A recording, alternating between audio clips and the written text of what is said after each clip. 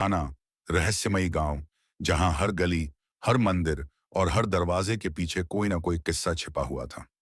वहां के लोग सीधी सादी जिंदगी जीते थे, लेकिन एक बात का सभी को डर था। चंद्र ग्रहण की रात। बुजुर्ग कहते थे कि इस रात कुछ ऐसा खुलता है जो हमेशा बंद रहना चाहिए।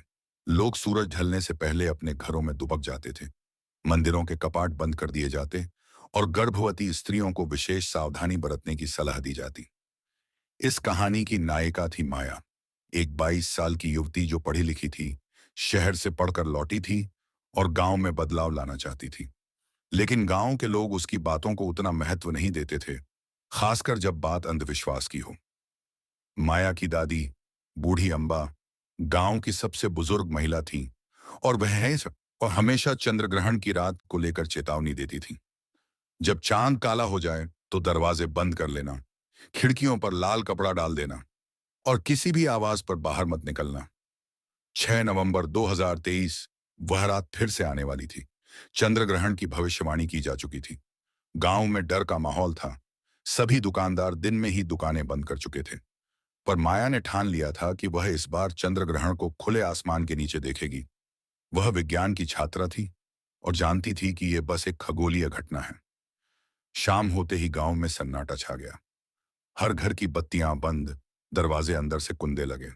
लेकिन माया अपने घर की छत पर अकेली बैठी थी, दूरबीन और कैमरा लेकर। जैसे ही चांद धीरे धीरे काले साए में डूबने लगा, माया ने कैमरे से तस्वीरें लेना शुरू किया। तभी उसे सामने वाले वीरान हवेली से किसी के चलने की आवाज आई। वह चौंक गई। उस हवेली को लोग आयम डायन की कोठी कहते थे।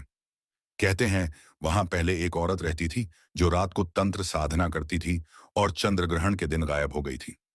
माया ने क्यूरियोसिटी में दूरबीन से देखा।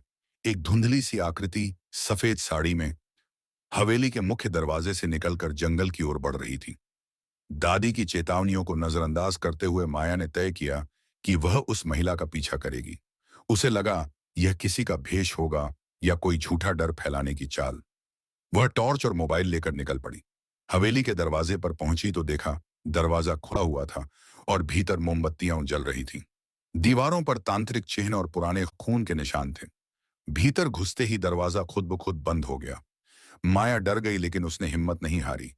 तभी एक औरत की फुसफुसाती आवाज आई, तू मुझसे डरती नहीं? तूने मुझे देखा, अब तू वापस नहीं जा सकती। सामने वही औरत थी, चेहरा झला हुआ, आंखें लाल, शरीर हवा में तैरता हुआ। माया ने कांपती आवाज में पूछा, तुम कौन हो?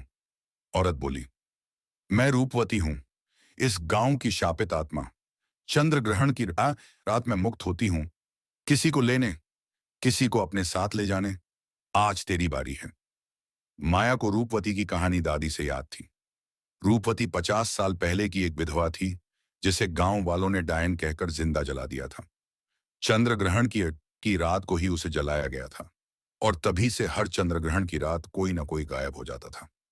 माया ने मोबाइल से वीडियो रिकॉर्ड करना शुरू किया और बोली, अगर तुम वाकई सच हो तो सबके सामने आओ, अपने ऊपर लगे झूठे आरोपों का बदला लो, मुझे नहीं। रूपवती चुप रही। फिर धीरे धीरे उसका चेहरा बदलने लगा। वह एक साधारण महिला की तरह लगने लगी और कहा, अगर तू मेरी कहानी दुनिया को बताएगी तो मैं मुक्त हो जाऊंगी, और यह गांव भी। माया ने सुबह तक हवेली में ही वीडियो रिकॉर्ड किया, रूपवती की बातों को, उसके दर्द को। चंद्र ग्रहण समाप्त होते ही हवेली की दीवारों से खून के निशान मिटने लगे। दरवाजा अपने आप खुल गया। अगली सुबह माया ने वह वीडियो पूरे गांव को दिखाया। गांव वाले पहले डरे, सच का सामना किया। मंदिर के पुजारी ने रूपवती की आत्मा की शांति के लिए हवन कराया। उसके बाद से गांव में कभी किसी चंद्र ग्रहण की रात कोई हादसा नहीं हुआ। हवेली को पुस्तकालय में बदल दिया गया। माया की बहादुरी ने अंधविश्वास की जड़ें हिला दी। माया ने साबित कर दिया, डर से नहीं, समझ से लड़ो। विज्ञान और संवेदना साथ चलें तो अंधकार भी मिटाया जा सकता है।